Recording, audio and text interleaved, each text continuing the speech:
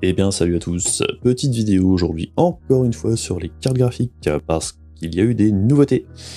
Alors on a eu pas mal de leaks au niveau des prochaines RDNA 2 donc de chez AMD qui sont plutôt intéressants et qui je pense sont corrects pour une bonne partie.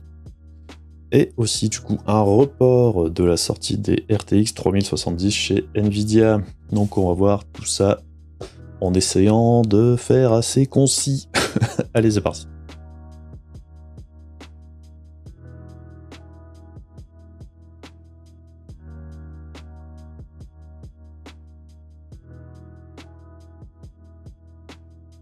Alors du coup c'est parti, on commence avec le report de la 3070 qui était censé sortir le 15 octobre et qui est repoussé au 29 octobre, donc le lendemain de la conférence d'AMD pour ces nouvelles cartes graphiques. Hasard du calendrier probablement. Ou pas. Enfin bref. Qu'est-ce que ça implique ? Alors, est-ce que ça a un rapport avec le lancement plutôt catastrophique d'Ampère jusqu'ici ? Est-ce que c'est pour faire un peu plus de stock que ce qu'on a eu avec les 3080 ? Vu que la demande devrait être encore plus forte sur les 3070, qui sont clairement, je pense, le sweet spot pour beaucoup de monde. Je sais pas. En tout cas, le timing est plutôt intéressant. On sait qu'NVIDIA prévoyait déjà des RTX 3070 super, entre guillemets, voire TI, on ne sait pas comment ils appelleront ça, ou simplement des 3070, avec plus de RAM, comme ils ont pu le faire avec les 1060 à l'époque. Mais on sait qu'il y a des 3070 avec 16 Go de RAM en préparation, et avec un peu plus de Core CUDA. Et d'ailleurs, on a une petite note d'NVIDIA à ce sujet, qui rappelle donc les cartes sont en train d'être fabriquées, que la demande sera importante, qu'ils espèrent avoir assez de cartes pour tout le monde le jour de la sortie, que la carte devrait être similaire en performance, voire plus performante qu'une 2080 Ti. À ce niveau-là, j'en ai déjà parlé dans ma dernière vidéo, j'espère que ce sera le cas. Mais bon, on a vu ce que ça donnait, jusqu'à 2 fois plus performante qu'une 2080. Au final, c'était pas vraiment ça, à part dans des cas très très spécifiques. J'espère qu'ils vont pas nous refaire la même. Ce serait vraiment dégueulasse et je pense qu'ils perdraient énormément en crédibilité. Donc après, pour revenir au sujet principal de la vidéo, donc les leaks et les rumeurs autour des prochaines cartes d'AMD. Donc on a surtout des confirmations, ou enfin des leaks plus clair sur le très haut de gamme que sur les cartes d'en dessous. Donc ce serait principalement sur les Navi 21, qui seraient donc les RX 6900. Alors on sait qu'AMD apparemment en interne s'est dit pas vraiment impressionné par les performances des 3090, comme tout le monde, je pense. Je veux dire, ceux qui... je veux dire, c'est quand même une des cartes les plus stupides que j'ai jamais vues. Je veux dire, quand on a une 3080 qui n'est que 10 à 15% moins performante, mais qui coûte 2 fois moins cher, l'intérêt de la 3090 est quand même largement limité. Alors certes, c'est la carte la plus performante pour certaines applications professionnelles, je dirais. Elle est quand même marketée pour les joueurs, plus que pour les professionnels, parce qu'en plus elle n'a pas accès aux drivers professionnels, donc son utilisation est vraiment très très très limitée pour des cas bien particuliers. Mais bon, c'est juste Nvidia qui essaye de marger comme un porc. Je vois pas d'autre intérêt à cette carte là. Donc pour revenir à Navi 21, donc on partirait sur 80 compute units, donc ce qui est le double de la 5700 XT actuelle. Ce qui amènerait déjà un gros gain de performance. C'est pas du doublement comme Nvidia l'a fait sur sa carte Ampère, sur sa gène Ampère, qui n'est pas vraiment un doublage de corps. C'était un peu un faux doublage qui n'apporte clairement pas un niveau de perf 2x2. En plus de ça, AMD passerait les fréquences entre 2 Go et 2.2 GHz, ce qui est assez énorme hein, pour du AMD, ils sont jamais montés aussi haut. Tout ça avec un TDP, donc une consommation d'environ 250 watts, ce qui est très bien, et beaucoup moins élevé que la concurrence. Alors il faut s'attendre à des performances très proches de la 3080. Il y a de grandes chances pour qu'il y ait des jeux et des applis où la 3080 sera devant et où, dans d'autres cas, ce sera la carte d'AMD qui sera devant. À mon avis, ce sera kiff-kiff. Ce qu'on sait aussi, c'est que les cartes d'AMD auront 16 Go de RAM sur un bus 256 bits. Alors, le bus 256 bits, beaucoup de monde se sert de cette excuse-là, entre guillemets, pour dire que les cartes seraient moins performantes que les cartes Nvidia. Alors il faut se rappeler que l'architecture n'est pas la même. Elles n'ont foutrement rien à voir. Donc prendre un seul élément de l'archi pour le comparer à l'architecture d'en face, ça n'a aucun sens. Et en plus, apparemment, chez AMD, ils ont pas mal bossé aussi en partenariat avec Sony et Microsoft afin d'optimiser à bloc l'architecture du RDNA2. Donc que ce soit au niveau de la consommation, de la montée en fréquence, de la bande passante mémoire, c'est là-dessus qu'ils ont le plus bossé. Donc je pense que s'ils se sont posés sur un choix d'un bus 256 bits, c'est que c'était suffisant pour l'utilisation, pour l'architecture en elle-même, tout en sachant qu'il y aura aussi, apparemment, pour pallier à ce manque en bande passante brute, il y aurait un cache, soit on-die ou soit à côté, on ne sait pas encore trop, qui permettrait de pallier justement à ce manque de bande passante brute. First, we have a custom AMD GPU based on their RDNA 2 technology. What does that mean? AMD is continuously improving and revising their tech. For RDNA 2, their goals were, roughly speaking, to reduce power consumption by re-architecting the GPU to put data close to where it's needed, to optimize the GPU for performance, and to add a new, more advanced feature set. But that feature set is malleable, which is to say that we have our own needs for PlayStation, and that can factor into what the AMD roadmap becomes. So collaboration is born. If we bring concepts to AMD that are felt to be widely useful, then they can be adopted into RDNA 2 and used broadly, including in PC GPUs. If the ideas are sufficiently specific to what we're trying to accomplish, like the GPU cache scrubbers I was talking about, then they end up being just for us. If you see a similar discrete GPU available as a PC card at roughly the same time as we release our console, that means our collaboration with AMD succeeded in producing technology useful in both worlds. It doesn't mean that we as Sony simply incorporated the PC part into our console. Alors, il y a aussi le fait que ce soit de la GDDR6 normale et pas de la GDDR6X comme chez Nvidia. Bon, alors il faut savoir qu'au final, la GDDR6X, enfin, moi je trouve pas ça incroyable. Ça consomme beaucoup, ça chauffe beaucoup, c'est plus cher pour 20-25% de vitesse en plus au niveau de la vitesse de la RAM. Et elle est beaucoup plus chère aussi. Je pense qu'NVIDIA n'ont pas eu trop le choix puisqu'ils étaient en partenariat avec je sais plus quel fabricant, c'était Micron je crois, enfin, sur le développement de cette techno-là. C'est pas foufou. Donc je pense que, perso, j'aurais préféré qu'NVIDIA reste sur de la GDDR6 normale, mais en mettant beaucoup plus sur leur carte. Hein. J'aurais préféré une carte, une 3080 et 20 Go de GDDR6, même un peu plus lente que ce qu'on a eu là, qui est pas franchement hyper concluant, perso. Après, on a le droit de pas être d'accord, hein. Je donne que mon avis perso. Donc AMD part sur de la GDDR6 classique, ce qui lui coûtera moins cher. Ils ont un node d'avance sur Nvidia au niveau de la finesse de gravure. Je veux dire, le Samsung 8 nanomètres, ça équivaut... C'est difficile à quantifier, hein, mais on va dire qu'en gros, AMD est sur le 7 nanomètres de chez TSMC, Nvidia le 8 nanomètres Samsung, qui équivaut grosso merdo à un demi-node entre le 12nm TSMC qu'ils utilisaient avant et le 7nm de chez TSMC. Donc en gros, il se place à peu près là. Ce qui est aussi pour ça qu'on n'a pas eu vraiment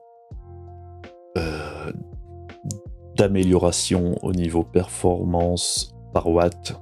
Bon, je sais qu'NVIDIA ont essayé de twister ça avec le marketing, mais bon, toujours est-il que je trouve que c'est plutôt linéaire.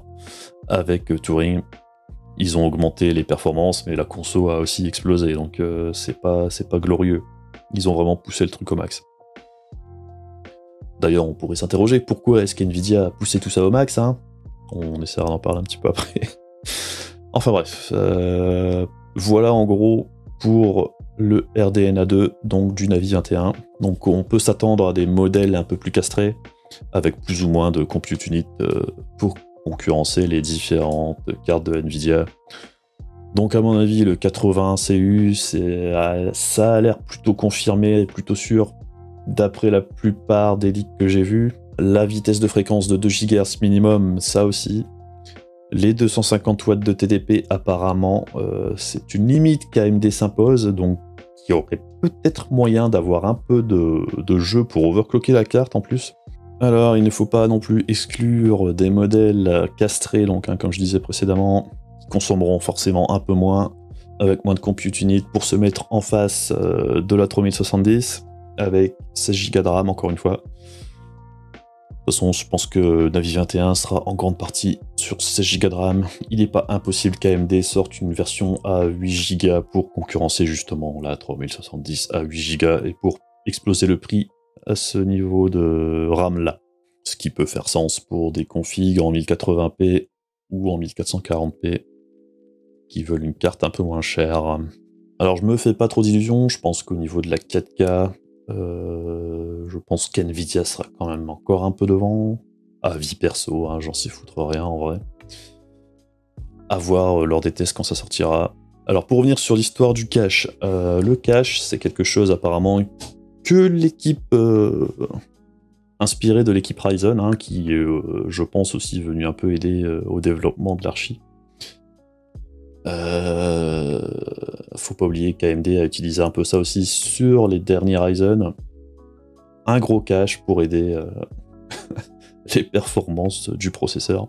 Donc ce serait pas déconnant qu'ils arrivent à intégrer un cache assez conséquent pour aider justement le manque de bande passante mémoire. Surtout quand on sait que RDNA 3 donc, serait un peu inspiré de l'architecture Ryzen en général avec des chiplets, ça serait sûrement donc plusieurs GPU collés sur un seul die au lieu d'un truc monolithique comme on a actuellement, ce qui leur donnerait plus de flexibilité et aussi de faire des économies comme ça a été le cas sur Ryzen. Mais bon, ça, on verra ça le moment venu, c'est que des rumeurs à long terme, on verra ce que ça donnera plus tard. Au niveau de Navi 22, donc ce serait une carte qui aurait entre 48 et 64 compute units, ce qui ressemble énormément aux cartes qui sont intégrées à la PlayStation 5 et à la Xbox, qui ont 40 compute units et qui cloquent à 2.3 GHz, voire plus, hein, chez Xbox il me semble. Donc je pense que ce modèle-là serait au niveau des 5700 XT, 2070, 2080 Super, enfin, un peu la même fourchette, hein, tout ça, selon le placement. Je pense qu'on arriverait dans cette fourchette de prix-là pour des cartes à moins de 500 $, et avec une consommation de maximum 200 watts sur un bus 192 bits. Là aussi, à voir. Et au niveau des versions castrées, on aurait peut-être effectivement des modèles à 6 Go de RAM et avec modèle castré qui consommerait encore une fois moins. À ce niveau-là, on n'a pas trop d'infos et c'est des cartes qui arriveraient sûrement plus tard. Je pense, là, on se dirige plus vers 2021, je pense, pour les modèles castrés, les puces plus petites. Donc Navi 22, Navi 23, c'est pareil. Donc à mon avis, Navi 23, ce serait plus des cartes taillées pour du 1080p qui apporteraient des perfs à niveau 2060 super, voire 2070 normal, ou 5700, elle l'était avant, mais avec une plus petite puce qui consomme encore moins. Bon, ce sera plus le milieu bas de gamme à ce niveau-là. On n'a pas trop d'infos. Ce qui est sûr, c'est que ça aurait sûrement moins de 10 Go de RAM. Donc voilà un peu ce qu'on sait au niveau des prochaines cartes. Est-ce que AMD peut revenir dans la course? Ce serait une très bonne chose, je pense, pour tout le monde. Hein. Que ce soit pour avoir des prix peut-être moins élevés chez les verts, et enfin peut-être qu'ils se sortent un peu plus les doigts du cul. Toujours est-il que Nvidia pour le moment est un peu coincé, quoi qu'AMD fasse, s'ils arrivent avec une carte vraiment plus performante. Entre la 3080 et la 3090, il n'y a pas grand chose. Nvidia ne pourra pas faire de 3080 Ti, entre guillemets, parce que s'ils rajoutent des culs d'accord en plus, ça rendrait la 3090 complètement useless. Vu le peu de différence qu'il y a entre les deux déjà actuellement. Ils pourraient rajouter de la RAM sur la 3080, c'est déjà prévu. Ce qui changera, je pense surtout, c'est le prix de ces modèles-là. Pour la 3070, c'est pareil. À mon avis, ils attendent aussi de voir les performances de chez AMD, ce qu'ils vont mettre sur la table et à quel prix. Après, AMD pourrait leur faire à l'envers et ne pas donner le prix des cartes équivalentes. La veille, ce serait assez rigolo d'ailleurs. Mais Nvidia pourrait tout à fait repositionner sa 3070 8 Go en moins cher et mettre une 3070 avec 16 Go à prix équivalent des modèles d'AMD qui arriveraient.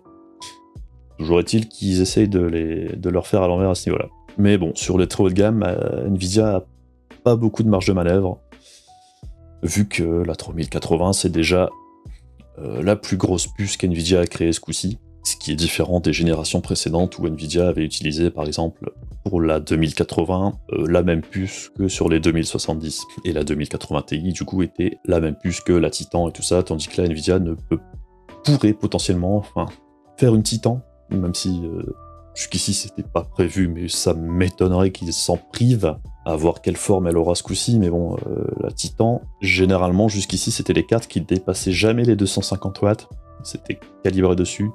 J'ai du mal à penser qu'ils sortent une carte qui consomme et qui chauffe encore plus que la 3090,